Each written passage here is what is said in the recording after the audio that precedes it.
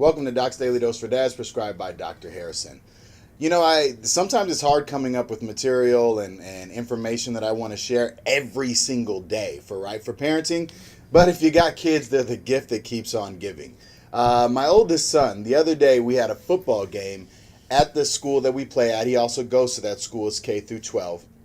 And they were having PE class while the opposing team showed up.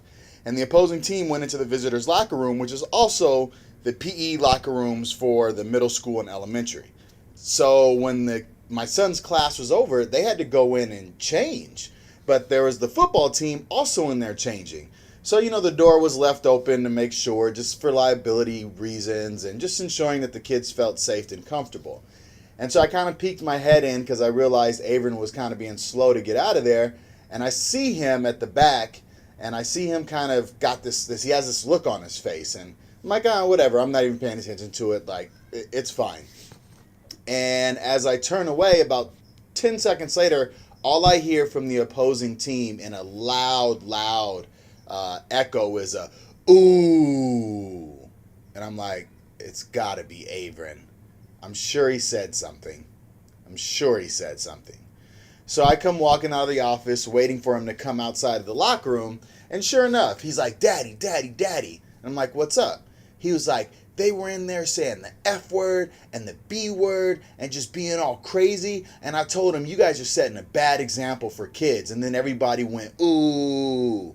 And I was like, well, son, that's kind of, they're in high school and that's how they talk. But I'm glad you felt free to express yourself. Good for you. And I sent him on about his day, told him I love him, see you later, right? And I thought back to myself, at first it was just like, wow, of course, my kid, right? But then I thought to myself, what courage. Like, that took a lot of courage.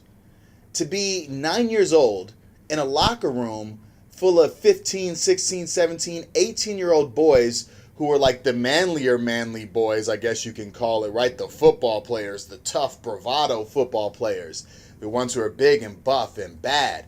And they're in there dropping all kind of curse words and saying all kind of things with total disregard to the fourth graders, which that's a whole nother conversation for their coach to teach them how to behave at another place because they are representing their school and their city.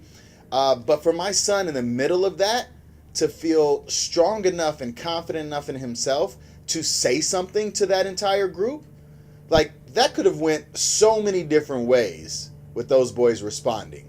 Now, I'm not saying that it would have been violent or would have been something bad. It could have been something funny. It could have been something good. I'm glad it was a big ooh, right? But I was just like, wow, that's a ton of courage. And then it made me think, when did we start losing our courage as adults? I know people now who are former students or coworkers or friends who would just be like, I don't know what to do, and I want to do this with my life, I want to do that with my life, or this person's bothering me, or my boss is being a dick about things. And I'm like, well, say something. Say something to your boss. Tell your friend or your loved one how you feel. If you don't want to work that job, leave that job and go get a new one or create your own work.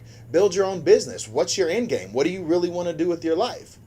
And so many people, it's like when we become adults, all these pressures from the outside world and finding a safety net in these societal rules, we lose our courage.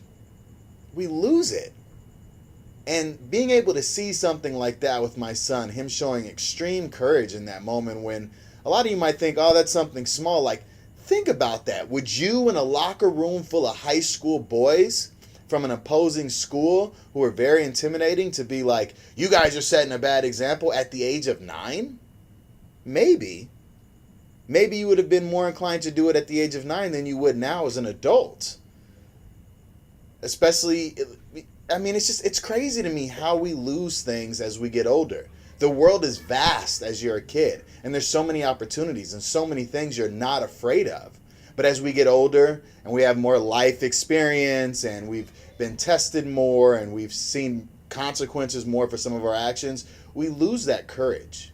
We lose the ability to step up and say the things that we really want to say, that our heart wants us to say.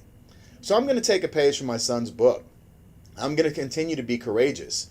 Courageous in my coaching, courageous in my passion and my career choice and my drive and the things that I've been doing with Doc's Daily Dose for Dads, I'm going to be courageous in what I'm saying here.